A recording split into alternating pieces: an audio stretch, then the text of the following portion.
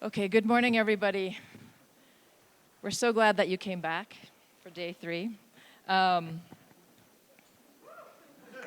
We expected as much, but there's always a little uncertainty in our heads, so we're very pleased to see all of you.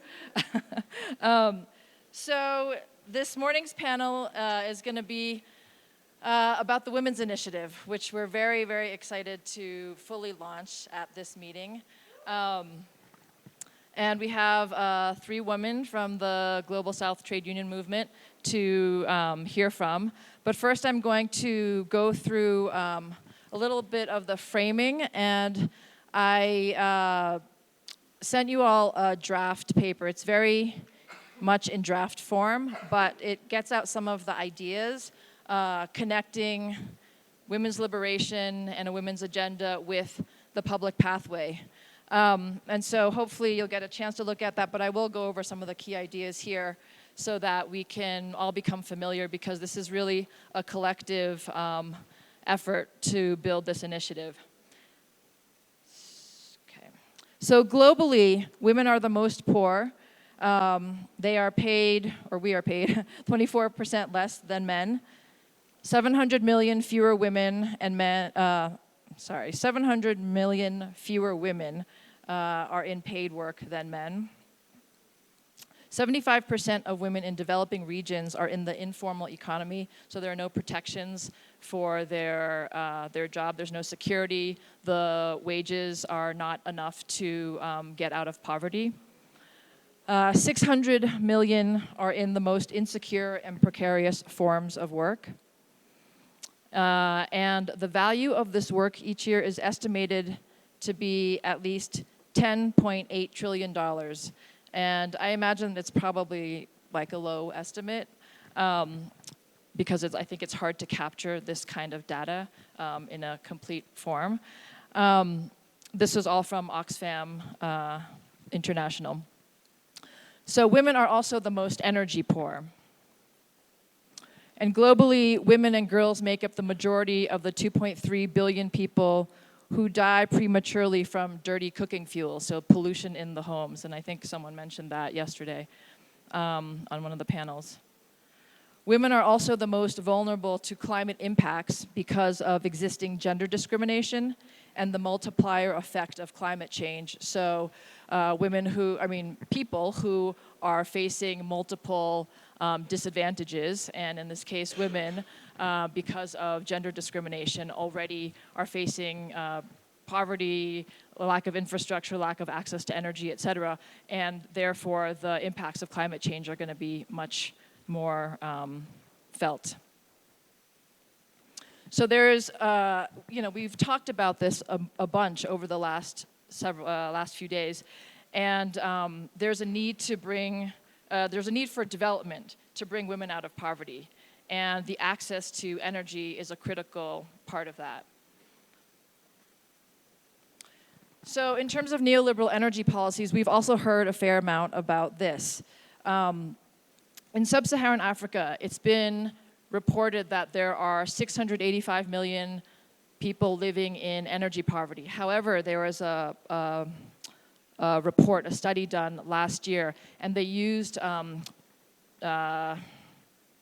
satellite imaging to see what the map of lights were every night for thousands of days. And with that, they realized the actual number of people living in energy poverty is way, way higher than has been reported.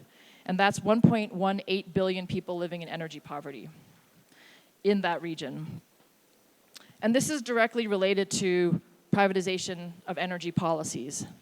And there's a report we have called Reclaim and Restore, which I encourage everybody to read.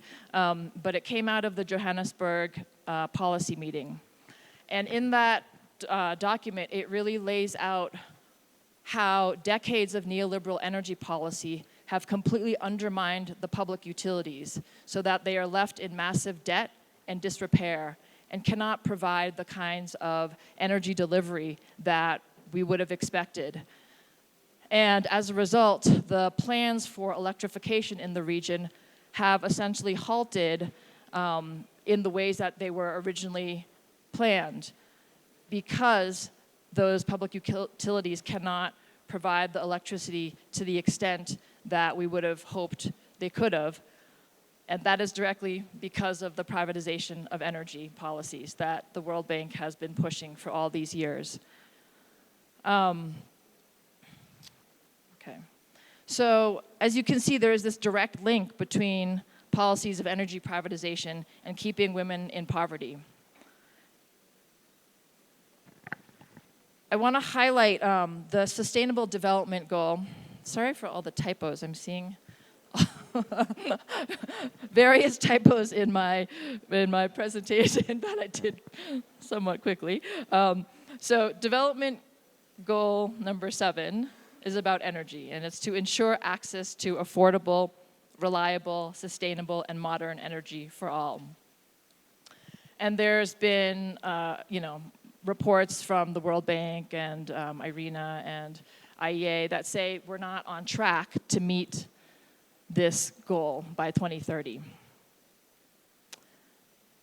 But what they continue to do is put in their policy recommendations that there needs to be public money being put in to unlock private investment so that we can then have investment in making this energy transition and electrifying the regions where there are so little access to energy. We know after days of discussion that that is like a fantasy and just absurd. And why is no one promoting or even proposing any kind of alternative except for us? They also say that decentralized energy will play a major role in electrification. Now, yesterday you heard Brian and the panel talk about technologies. And the study that they did where it showed, hold on, let me see if I have it. Yeah, okay. So the study that I was referring to earlier is the study from University of Michigan. And in this study, they are saying there's so many more people that are energy poor. And one of the things about that energy poverty is that what they found in the study is that it includes households that may have an electrical connection, but they are unable to use it due to the frequency of power outages, unreliable electricity supply, and unaffordable rates. And it doesn't actually make a meaningful impact on their day-to-day lives. So essentially, they have some access, but the delivery is so insufficient that they are unable to actually do anything productive with it in terms of shifting their economic status or actually developing the economy in their local areas. This sticker seems to be the least favorite of everybody because I saw a pile of these left over on the area where all the stickers were. And what it says is, a public pathway for universal access to electricity means more than charging lights and cell phones. And maybe it didn't make sense to people, but what I'm trying to say here is that if you deliver a very weak and limited amount of electricity, it will not lead to the ability to build infrastructure, activate businesses, build a local economy, and it will certainly be unable to deliver capacity to build industrial capacity, right? And we had that whole conversation about industrial policy yesterday. If there's no electricity and no access, then how are you actually going to build an entire industrial set of manufacturing and all the elements that are needed if there isn't enough energy produced to get any of those elements started? So I think the point I'm trying to make here is that it's easy for the World Bank and these privatization policy promoters to say, look at what we're doing. We're not meeting the goals. We want, private investment to be unlocked. But look at what we're doing.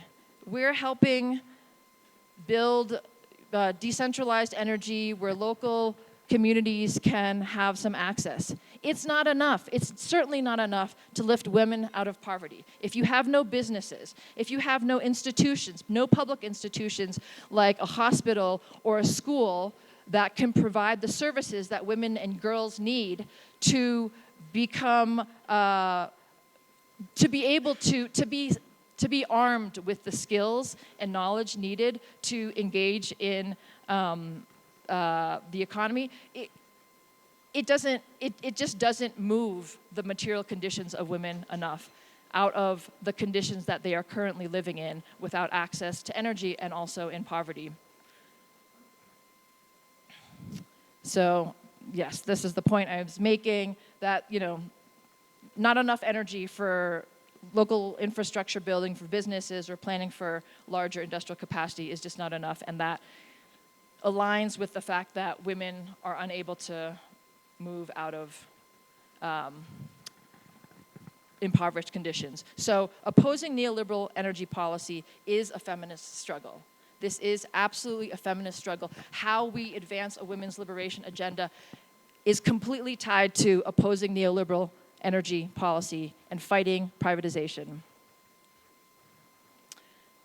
On the flip side, we have a public pathway, and that allows for planning. It allows for many things, but it allows for planning, which is so critical if we're talking about an energy transition and an economic transition away from fossil fuels. So planning in a public energy system with democratic control offers different opportunities. And so for women in the sector,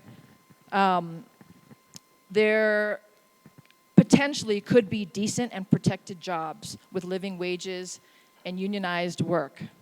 And that is related to developing public policies, but also having democratic control over the sector. Yesterday, we heard from the Bolivian comrade, and I thought his intervention was so interesting, and I heard him when he spoke in Bogota also. But, you know, they have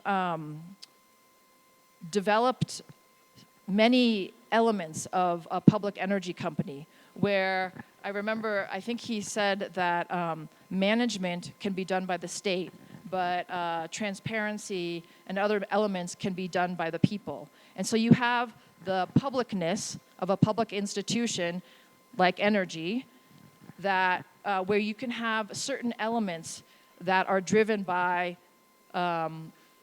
public policies for public institutions like energy to provide a service, a good, to offer that human right to energy. So you can have certain elements of the state offering that, but you can also have democratic control where you develop potentially like, you know, boards with representation by workers and by community members or whatever, like decision-making boards or decision-making committees that influence how and guide how those public energy companies make decisions. You know, we're at the very early stages of this. We haven't discussed this very deeply within our conversations about the public pathway, but I think comrades like the Bolivian comrade has a lot of insight because he's been in the process of doing this and living it for years. So we can, I think, learn a lot from those stories. Public policies can also be developed for advancing, you know, women's liberation agenda, where we integrate care economy policies. You know, there's so much written on it, but I don't actually ever see places where there's clear public policies promoting and making the accommodations needed for the care economy and for the amount of reproductive labor that often fall on the shoulders of women that is unpaid.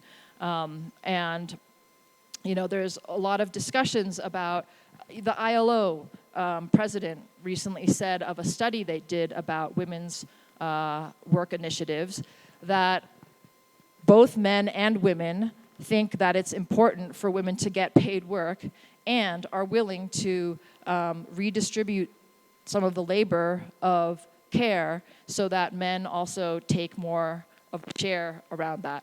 these kinds of policies could potentially be integrated into how we develop an energy transition, and how we think about the different stages as we plan for how we would transition. Democratic control can also offer different kinds of directives within an energy company, let's say, for women to, a certain percentage of women to be in energy jobs or to take on leadership roles in those companies, and to build in supports for that so that women aren't just left put into these positions so we can have a statistic where there's more women leaders, but that they're actually supported in those positions so that they can actually thrive in their ability to lead. And similarly, I think it's really important for there to be supports for men who will be stepping back out of those positions where they have taken those, or not taken, but been in those roles for centuries. And so I think there needs to be support systems for men as they step out of those roles as well. So now I want to transition so we can hear from 3 women trade unionists who are on the front lines of being in the trade union movement as women and experiencing the things that they experience, both the challenges and the opportunities. Because I think it's really important that all of us get a chance to grapple with some of the things that they're saying, because these are the kinds of things that we want to think about when we put together a women's platform for demands and policies and directives. And we all need to be familiar with what we're fighting for in terms of a women's platform. So I'm going to hand over the floor first to Eréndira Velázquez from ESME. Gracias. Buenos días, camaradas. Bueno, pues muy agradecida por la invitación a participar en este foro y pues voy a compartir un poco de lo que ha sido hasta ahora mi vida profesional y sindical en el sector eléctrico mexicano. Es importante que empiece platicando qué sucedió, qué fue lo que vi cuando inicié mis estudios en Ingeniería Electromecánica en un Instituto Tecnológico Nacional, hace ya algunos años. Es importante mencionar esta situación porque es un ejemplo, una muestra de los estereotipos de género que aún persisten actualmente. Resulta que al momento de ingresar a la carrera profesional, pues se publicaron los resultados del examen de ingreso a la carrera de electromecánica. Y me di cuenta de un dato, observé un dato que hasta la actualidad no ha variado en términos generales y que expone las circunstancias sociales de las mujeres en un país como México. En ese año, el ingreso fue para 200 alumnos. De esos 200, únicamente 5 éramos mujeres. El primer día de clases, como es normal, todos nos presentamos. Sin embargo, al día siguiente una compañera ya no se presentó porque pues no se sintió cómoda a causa de que más del 95% de los estudiantes pues eran hombres y también los profesores. Entonces, pues era un ambiente, pues digamos, pues a los que no estamos acostumbrados, ¿no? En la preparatoria, pues la educación es mixta y es más parejo el número de estudiantes masculinos y femeninos. Y bueno, pues este dato es una estadística más, como las que ya se mencionaban, de los clichés de género que desalientan a las mujeres. Y esto ocurre incluso desde la infancia, en las familias, para estudiar profesiones como ingeniería electromecánica en este caso. Y bueno, finalmente de esa generación, 50 estudiantes terminamos la carrera, la ingeniería, incluyendo a 3 mujeres, porque una más abandonó los estudios. Entonces, si lo consideramos como una muestra, pues es más alto el índice de deserción de los hombres.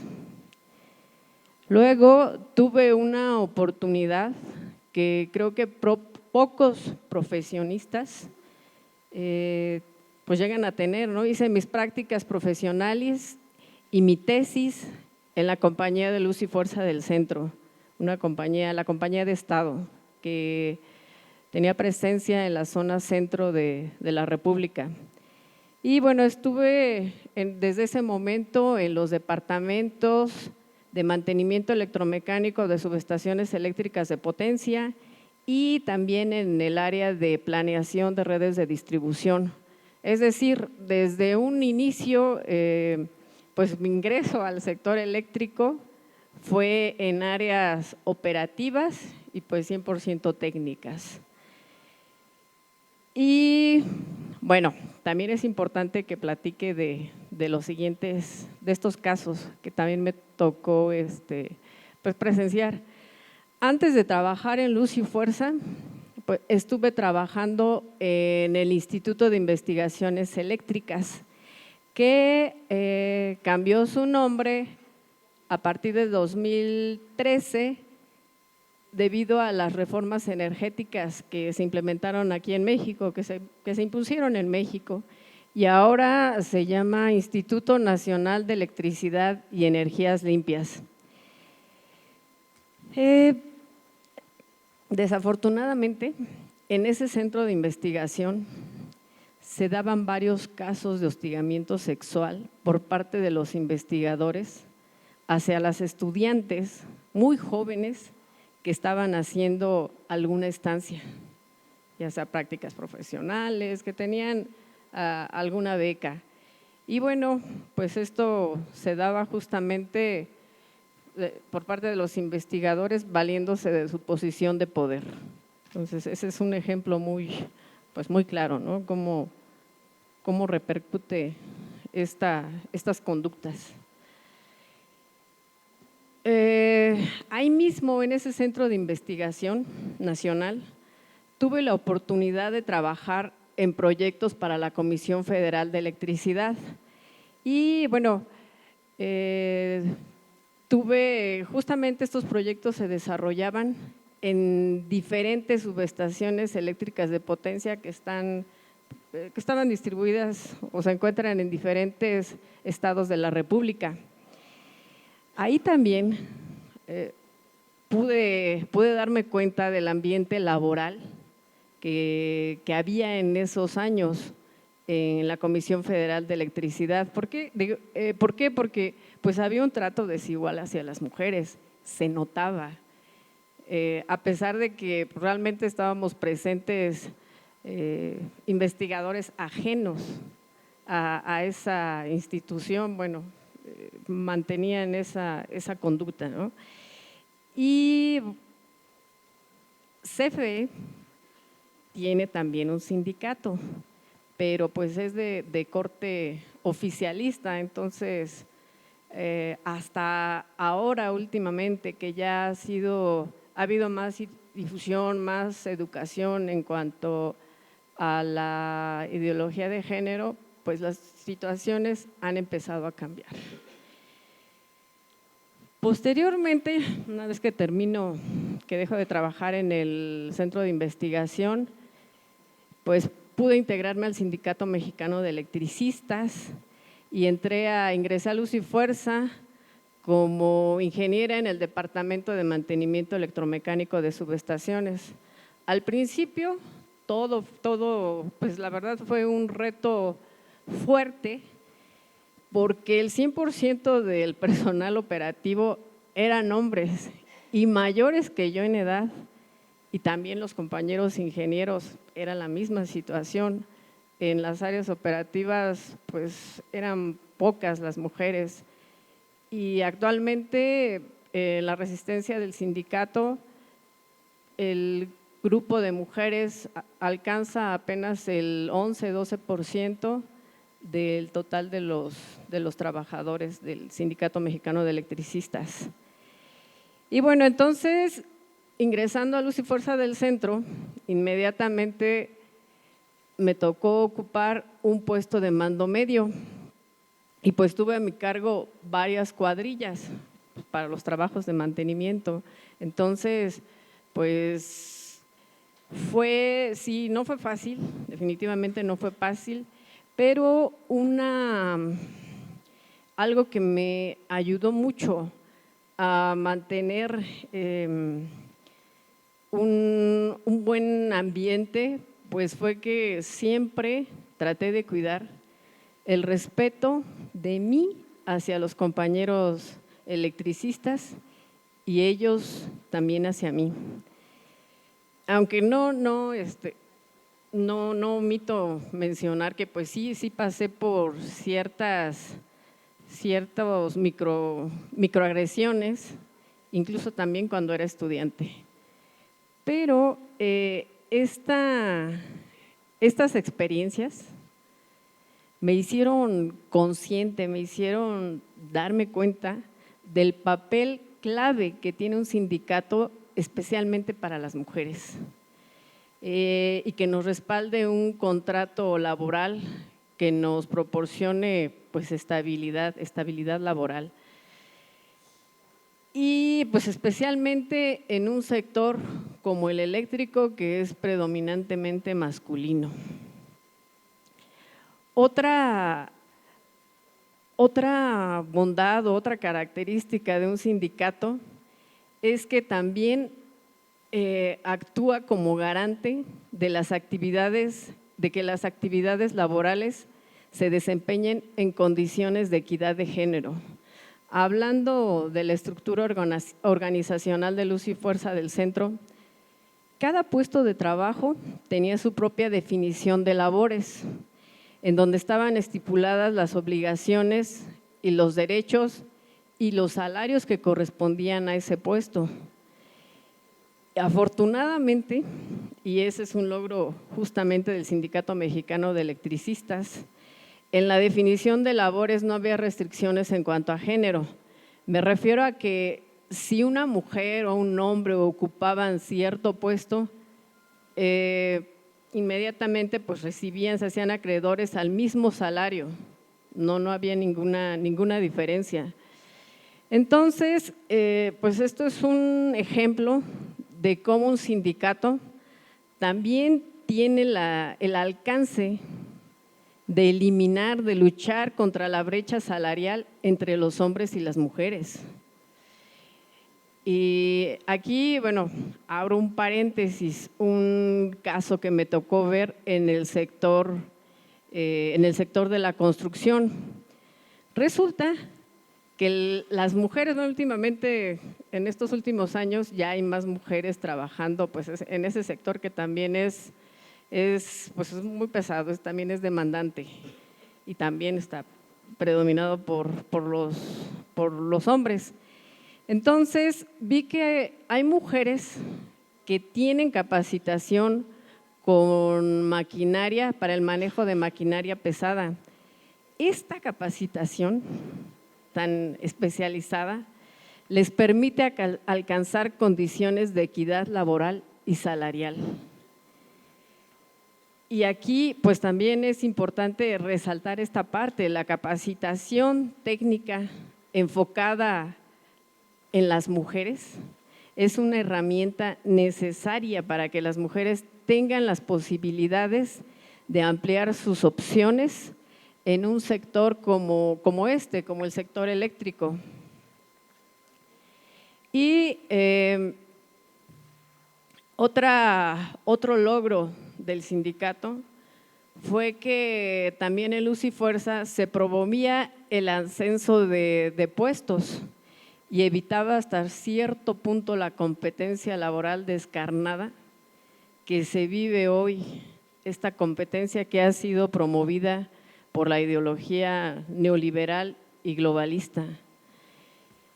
Y bueno, otra lectura que se puede dar al golpe al Sindicato Mexicano de Electricistas con la extensión ilegal del uso y fuerza del centro mediante un decreto presidencial es la muestra de lo que han hecho estas políticas neoliberales para socavar los derechos del sector obrero.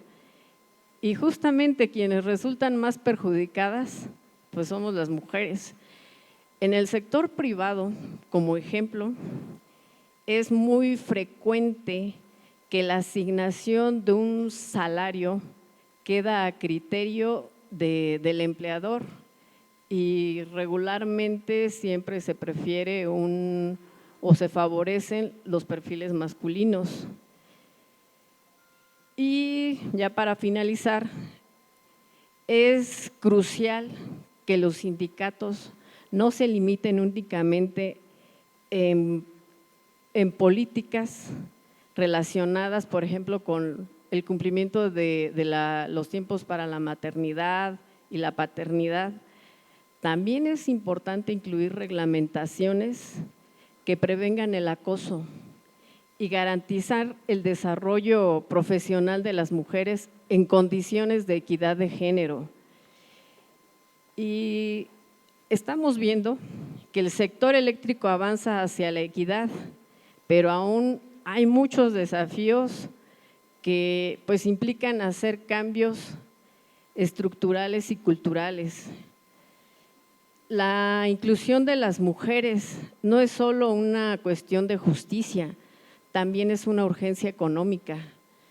Es un derecho humano fundamental que las mujeres tengan acceso al trabajo bien remunerado y que cuenten con la capacitación y la preparación necesaria para poder desarrollarse en un ambiente laboral pues sano. Gracias.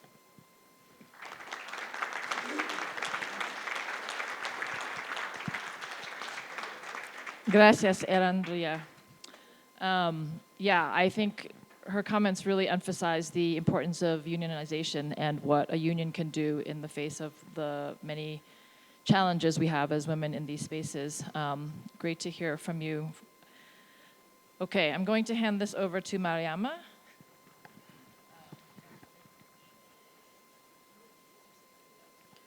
Salut camarades,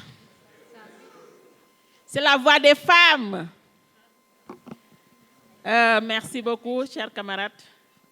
Can we get French interpretation? Un moment.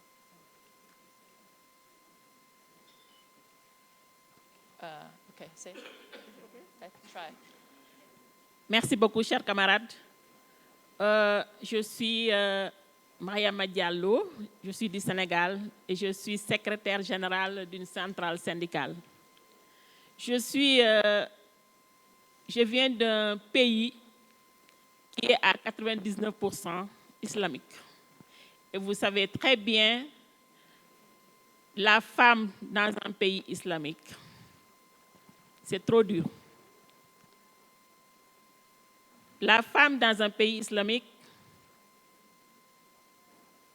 tu es marié, tu dois être à la maison, s'occuper des enfants.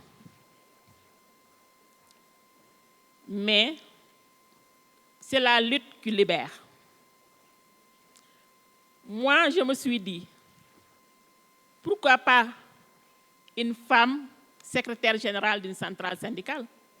Alors qu'il y a les hommes toujours qui sont des secrétaires généraux, pourquoi pas une femme?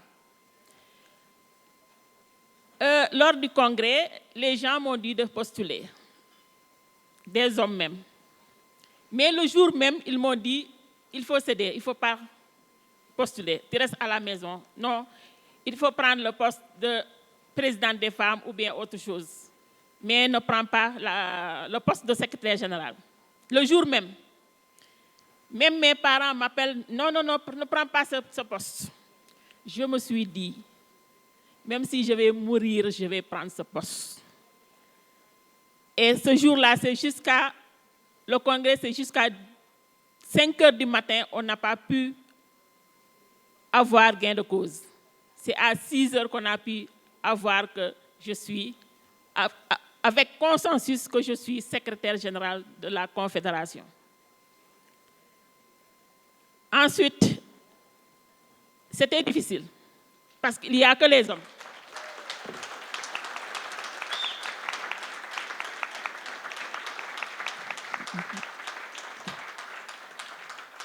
Les hommes ne veulent pas laisser la place aux femmes. Ils ne veulent pas laisser la place aux femmes. C'est seule la lutte qui libère. Si nous, les femmes, nous restons derrière pour applaudir ou bien être des secrétaires, là, nous serons toujours derrière. Et pourtant, les femmes, on a des femmes ingénieures. Moi, je suis dans le secteur du transport et je suis le président de la confédération, de la fédération qui s'occupe du secteur du transport, hydrocarbures et autres. Il y a les corridors. Il y a des femmes qui sont le long du corridor. Donc, ce sont des braves femmes. Avant, il n'y avait pas de femmes, bien qu'il y a toujours des violences. Des violences faites aux femmes sur les corridors. Il y a aussi dans les entreprises, pour être recruté, là c'est un peu difficile pour une femme. Si tu es un peu belle, on te dit non, tu viens, on te propose. Tu viens avec moi, donc je te recrute. Dans le secteur du transport, il n'y a pas de femmes, ou presque. Il y a peu de femmes. Parce qu'ils disent que le transport, c'est une question d'hommes. Alors que ce n'est pas ça.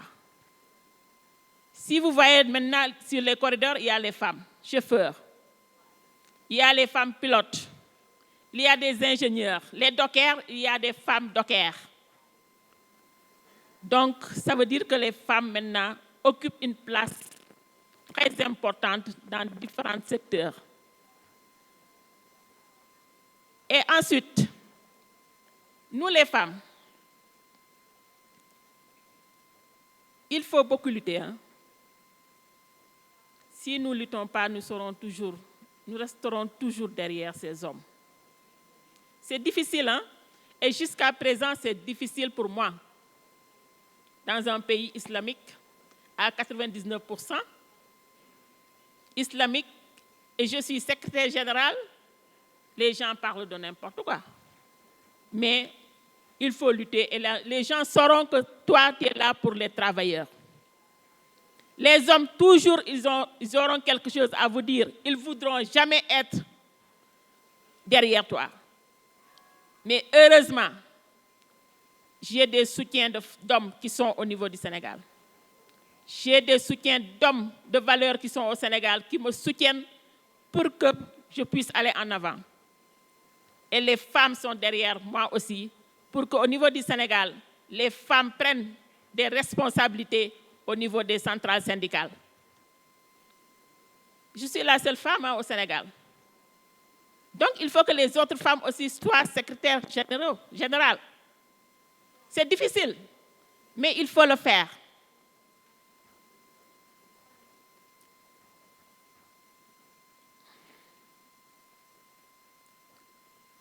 Bon, comme je disais, le chantier public doit créer des conditions de progrès pour plus de liberté consacrée aux femmes par la levée de la discrimination.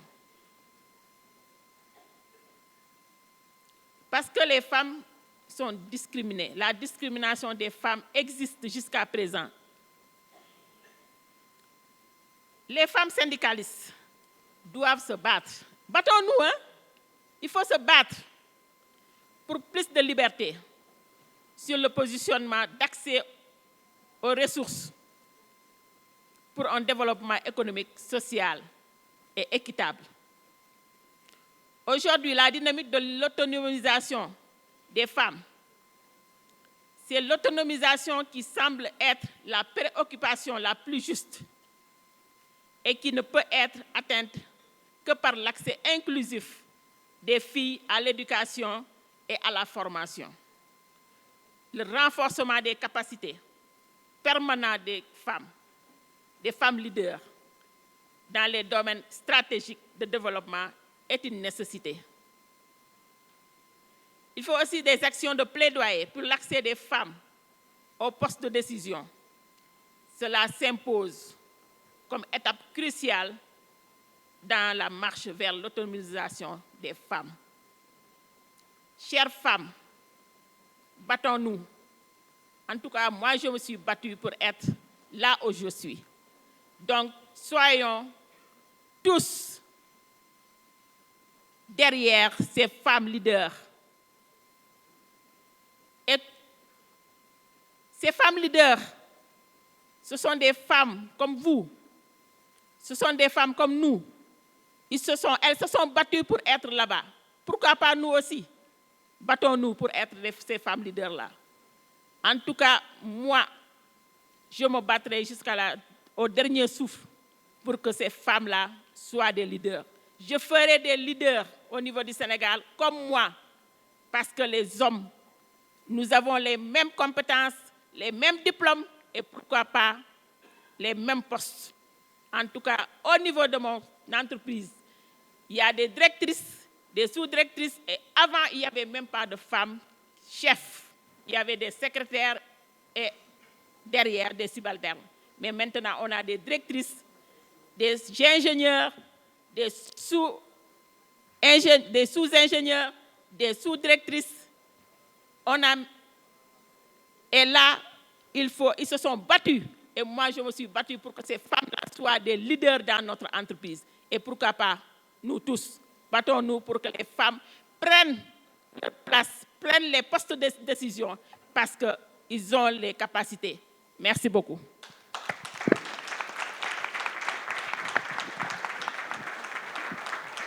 Thank you, Mariama, for your inspiring words and also for recognizing the support you've received both from women and men in your leadership role. Yeah, thank you. Over to Smritee Lama from GEFONT. Yes, thank you, and very good morning, namaste, comrades. Yes, after this session, the two stories of the life, this is a lifetime experience of not only my workplace, your workplace, this is our workplace stories, and we are the one who have responsibility to fix it. So thank you again for this time, and of course, I was both of the meeting, as GEFONT has been part of the TUED since very, very starting. But for me, the Bali is, and then this one is a second. So talking about the issue of as the sister, comrade mentioned that the feminist struggle, that is really new for me. And I never forget the date, July 2024 in Bali. That was the real breakthrough of the issues which come over. And I would like to thank Sister and then overall the TUED team. Yes, we did it. We make the issue finalized. This is how we trade union work. So, and here, the Bali, I was there in a caucus, and then here also we had a caucus. This too is a really different, that found different for me. I mean, there, it was really complicated. No women's on the energy sectors. It's really hard to find. Here, I found something good practice. Women's are there. That's what the sharing as a caring that in our wall of the work that I found. Okay, coming in the points. Yesterday, we got some points that we need to look up on the public pathway, advance, and women issues, why women should fight for the public pathways. And then I just, we need to work on, I was just preparing my presentations, pay gap, gender discrimination, as both sisters mentioned, and then the fight for the new liberalism, and of course, what are the climate issues, the global warming, and I just put in everything, and putting the women in the center. And of course, because of the jet lag, I was just taking time around 12:30, I went to the bed, because I just wrap up the things. Why I'm telling these all things is that I believe we are in a big family. This is what the class struggle. We should understand what is the issue of our working class. And I don't feel awkward. I can give the good text there, and then overall the labor market, how many women are there, what are the issues. I am from the world, the part of the world where being as a baby girl, you don't have a right to come in the earth. You will be finished in the womb of the mother. Yes, I'm just representing that part of the world. And when we come in the world of the work, the foster mother, when there is a money giving and when you get some salaries, foster mother who look after another kids you have to feed. Now, the generation, my generation, it's coming up to your womb is in rent, That is called the surrogacy mother. So see the difference. We were expecting, fighting for the different and then changing in the life. But where is the change? Challenges in next dimension. This is what I feel. And when I think about the big chunk of the session, when I lay down, then I had to break my think that, okay, no more presentation. I will share the lifetime experience, what exactly going through. So I have just pulled out the three things that how it is in the world of the work. Just like as I am a granddaughter and as I'm going to be a grandmother. This is the story between that two. I am an indigenous community. I'm just representing that. And then hill stations. My grandmother, because of the climate that we can interlink that, my mother used to get the bucket of the water for 1 hour, right? It's nearby as we have a public tap, and then we need to get that water back home. For my mother, in my mother generation, it's a 2 hour or 3 hours. For my generation now, it's take half day to get the 1 bucket of the water. This is the story of the life. Not only mine, it's yours. That might be percentage high or the low, but this is the story that is impacting every life. And this is how the climate impacting the individual lives. This is what the story is coming. We are facing the life. And then, of course, being as a trade union, whatever the values or the principle or the policies make with that should reflect in the individual life. That should change the life. That is what I believe. Even a single of life can change. I believe that is a success of the trade union. And then, of course, this is what the one part that how tough it is getting worse, and then women's life is miserable day by day. And then second chunk is that, the climate issues. It's really a big issue. We thought as a trade union, we have to fight for the bread and butter because we are fighting for the minimum wage. And then the pay gap is here, even in Mexico. You cannot imagine how in my part of the world. Daily wage women are there working as informal economy workers. So I belongs from that part. So we cannot expect how it is hard for them. And then we think the climate issue is not the trade union issue because we have to feed our children in the evening. So climate, it's a big, big issue and the policies and what. But it is impacting. As a part of GEFONT and then trade union, we have been always saying, save the climate, save the Himalaya, because every year our brothers, climbers and porters are losing their life because of avalanche. Unexpected avalanches has happening. And then our glacier has been melting, and it is swapping off unexpected the villages. We are living life. We are losing our life. That was the very common things that it is happening day by day. That's why there was one interesting discussion took place in the university level, and I was also part of that, the second pillar of the things. And I went there, and there was a discussion taking place very first time. Nepal is to receive 1.6 billion for the carbon trade because we have reduced the carbon, so we are receiving that. As a part of trade union, I just said, what is the share of workers? We are the real player in that carbon, reduce the carbon. So what is the share for that? That was the sharing. And with the 10 or 15 people, we went to submission of the memorandum to the Prime Minister of Nepal. Okay, this is getting, so what is the share of the workers? And we went there, and the story is taking my ex-president, Mr. Biswarimal, most of the comrades, they know him as a trade union leader. He was there with the Prime Minister, and we just said, why we are just getting this carbon emission, these rupees, how we will come to the community, how it will impact in the workers' life. This is what the things. And then meeting finished, everybody went, and then I talked to my leader that I'm going to the TUED meeting about the climate issues we're gonna discuss, and it's really interesting taking place, how we can making change about the Himalayas issues. It's been melting.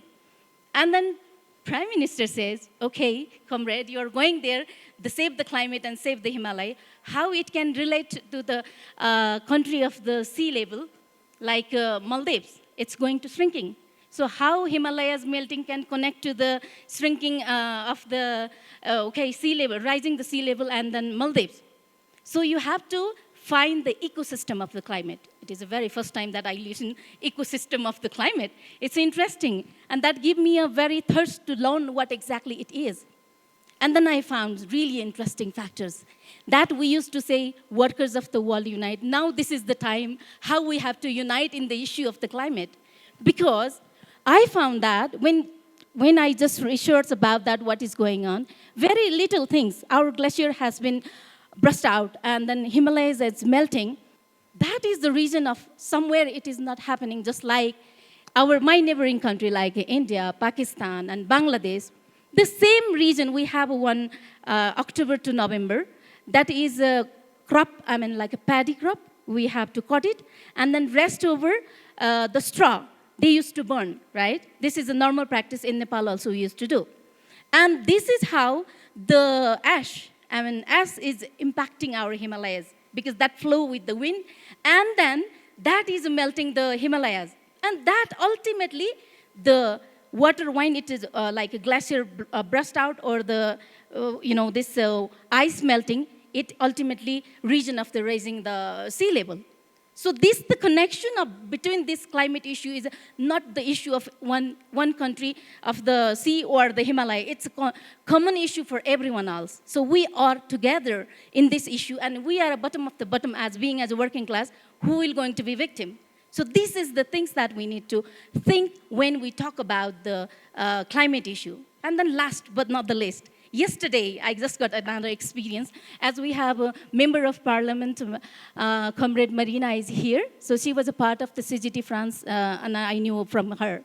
And this is her second time she elected as a member of parliament, and we exchange our greetings and something. And I asked, after this second term, what you will do? She said, I will back to the trade union, because my DNA is in trade union. I want to back and organize things. And we had a good discussion, and consensus come.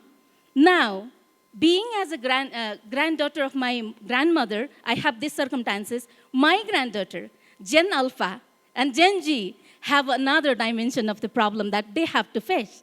That's why now we are talking about we have to organize a new generation, organize the women in the trade union to live. And now my granddaughter have to fight not only in Earth, maybe in the Mars, because Mr. Elon Musk is going in the Mars. That is their problem. This is how we have to organize in the generation. Our trade union DNA have to reflect to my granddaughter about like this. This is how we are facing the challenges. Of course, being as trade union, I cannot play with the big data and all, but this is the reality of the working class, our workplace. And this is the forum where we talk about the energy, public pathway, and then, the climate issues. We need to find the solution. That is in our responsibility to find it. From Bali to Mexico, let's find how the way forward. And this February of the Mexico 2025 would be a milestone for the climate. TUED and trade union in energy democracy would be a milestone that I believe. At the end, I would like to end my session saying that now this is the right time to say the world of the workers unite. Together, we can achieve our dreams. Together, there is no alternative way. We need to come together. We need to bring more trade unionists to make the power. So at the end, I would like to end my saying here, the one slogan which is very close to me. Workers united will never defeat it. So together, let's chant and alienate it. Workers united will never be defeated. The workers united, will never be defeated. Thank you very much, comrade. Thank you for this time. Thank you, Smritee.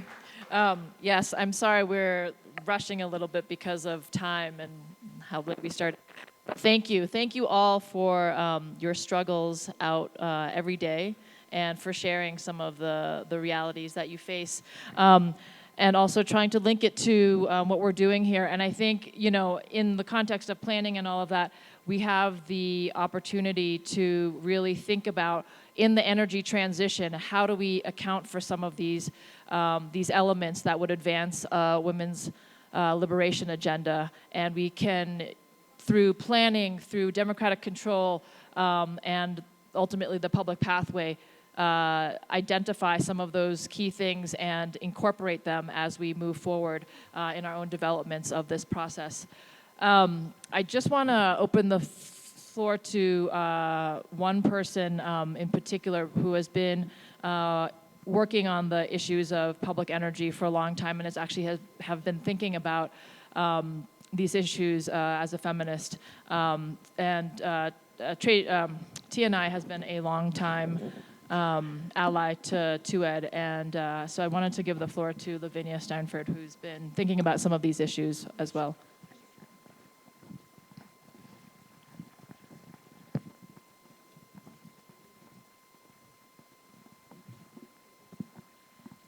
Thanks, Irene, and thanks very much to the panelists, the very powerful women. It's really incredible to hear from you. I've been working on public power for a number of years now and increasingly making the link with feminism. And in that process, I've been learning a lot also from our water sisters, where energy is a fundamental right, but also responsibility, because it comes at a cost and we need to work through those trade-offs. And to put the frame, not as a slogan, but really as values, that energy is essentially about life, about labor, and about land, also considering the people living on the lands through which all the energy value chains operate. And I think to put feminism explicitly at the center, I think helps us to really think how we can change how power is exercised. And it has come up already in terms of working against the state, because at the moment we still have in many, many places a very patriarchal, a very imperial, and a very capitalist state, but also, of course, with the state to build those accountable public enterprises in electricity and all over the place. And then beyond the state, because will always be that risk that the state will continue to operate in its self-interest for its own sake. And so clearly, feminism, women movements need public pathways to organize around a material agenda for collective liberation that centers everyone's needs, that centers care and everything. But also public pathways, I think, need feminism. And I just want to go a bit further on that in terms of feminist forces, meaning both reproductive and productive workers. So all of you, basically, like together we can really go beyond the frame and beyond the reclaiming of ownership in order to actually change the rationale of how energy is extracted, produced, supplied.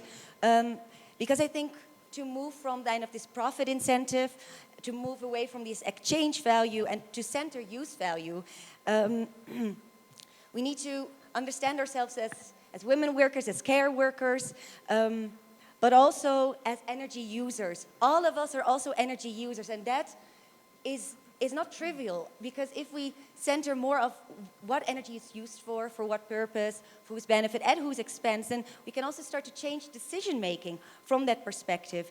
And I think we need to marry more the perspectives of energy workers, care workers, and so on with the perspective of us as users, because for who are we transforming this whole energy system? And I think that goes together with the importance of energy literacy, to popularize the language we are trying to craft together, and in order to build that new common sense, because I think it has come back already many times, but the affordability dimension is, I think, extremely important, and to think through how we can transform, how we can democratize our systems, the whole transition across scale. Because we cannot assume that a public pathway is embodying community control. So I think I'm totally on board with the need for renationalization, for centralization, but it's not a simple puzzle, right? How to fit centralization with decentralization together, how to think across these scales to make sure that democratic decision-making is throughout those scales a reality. And I think to understand public as that intersection between state-owned and community, and what that actually means, how to actually institutionalize that interface is, I think, crucial in order to hold public to its values, public energy. So just to end kind of on some small or modest thoughts in terms of how this is not a fantasy, how these are actual already struggles that we already heard of, but also practices we have been seeing and that we should learn from. So in terms of that public-state community interface, I think there's so much to learn from Costa Rica, where a state-owned enterprise, a utility, is working together with the regional, with the municipal dimensions, with large-scale cooperatives in the rural areas, and where it's actually financed by a public bank that puts gender justice as its mission. And then in Catalonia, they developed, where women organized to develop legislation to ban and make it illegal to cut consumers from electricity. And to end with the example of Terrassa, which is small, but it provides us, I think, with a much bigger vision to build independent energy observatories, which they did on water in Terrassa, and to have such observatories to really monitor, to really co-govern how our energy is being organized. And I think this helps to really translate the kind of technical models like dispatch planning, where the transmission system says, like, okay, which power plants are we gonna use to meet the energy needs? But so how can we build from there and say, but what are the priorities of these power plants? Is that essential provisioning, or is that big industry to keep going? And I think this is quite an important thing to take one more second for, because with climate breakdown, with more energy cuts, we need to start questioning, like, who is going to get served first when things start to fall apart. Maybe just to end with more on the progressive tariffs. I think we have regressive tariffs kind of all over the place.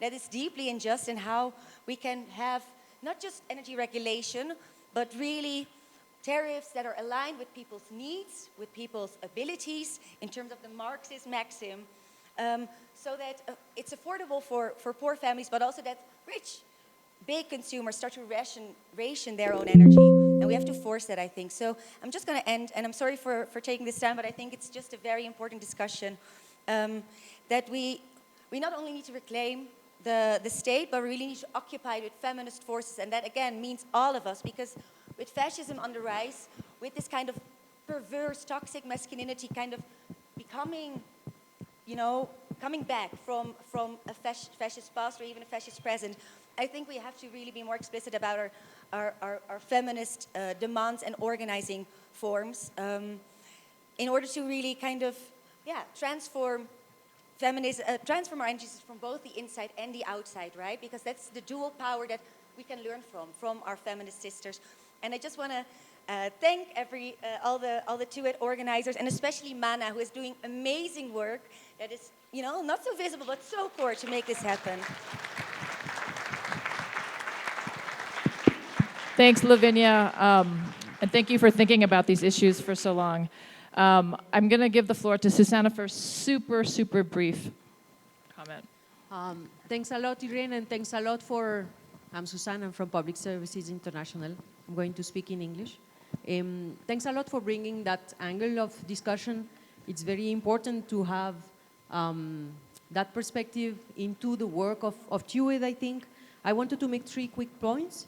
One is that public services quality public services especially have a very important role as equalizers, as mechanism of redistribution, because they make sure that in a moment where you have a scarce resource, that scarce resource is redistributed in a fairer way. And I think that's an important kind of analysis or a concept to also bring into the analysis of TUED that was maybe missing a bit, at least in the paper and in the presentation this morning. Because that's an essential element of a gender transformative agenda, that idea that you can have an equity-based thinking through your quality public services. The other one is to say that I think it's important that we think better about which are the women and the roles that they have in this struggle, because what Lavinia is saying is very true, that you have also women as users. So we are here with women as union leaders. We also have women as leaders of the trade union movement, not necessarily in the energy sector. These are already two different roles. And then you have women that are users and that have a role of leaders in the communities, but maybe with a less class-based understanding. And that three levels, and maybe there are more of roles, are something that we need to think about to see how we best define a role for each of them in the struggle we want to have together. The other thing I wanted to say reading the paper is that I think we need to think a bit more about how we relate and use the term of care economy, because we might want to hear it as a more just and caring economy, and I know that a lot of feminist economists have tried to do that, but the reality is that the care economy has become a question of the market of care services. And so we need to be aware that that's how a lot of the private sector is using it to ensure that all that space is becoming a market. And we saw it very clearly in the ILO during the discussion of the care economy and decent work. It's much more useful to use more specific terms when we want to speak about care responsibilities, care needs, we use that word. When we want to speak about care services, we use that word. And from PSI, we are saying that a much more interesting framework is to think about how care is organized in our societies, because that also allows us to think about how we transform and change and reconstruct that organization to make it fairer. And so coming back to the fact that the public pathway is so similar in terms of what we're looking for than quality public services, that is a central bread and butter of PSI, but also that PSI is a very strong gender transformative agenda linked to quality public services. So I think there is a lot that we can continue working together with PSI, and we'll be very keen to contribute to that agenda of TUED. Thank you.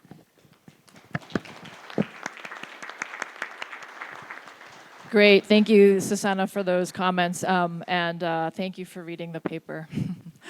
And yes, great.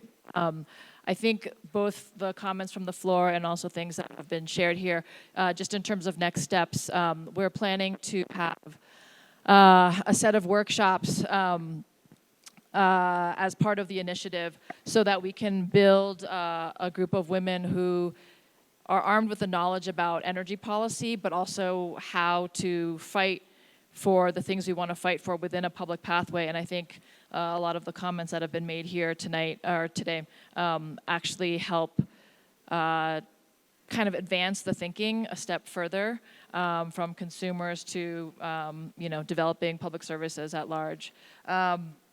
So we will be sharing that information out, and we encourage you to invite trade unionist women. There's also going to be some space for allies, women allies.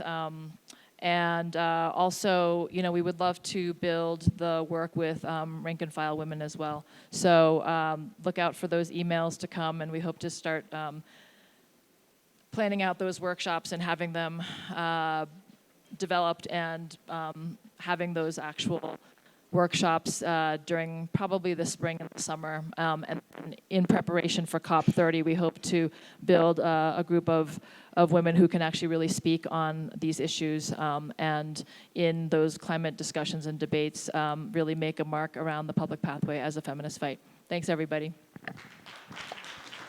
Break. One quick announcement, I just remembered. We're going to have a 15-minute break, and then please come back on time. What time is it? Oh. Great. So at 11:15, please be prompt. We have a speaker, Fadal Kaboub, who has flown a great distance just to come for this session and to share some of his knowledge and expertise on climate finance with us. So come back in 15 minutes. Thanks, everybody.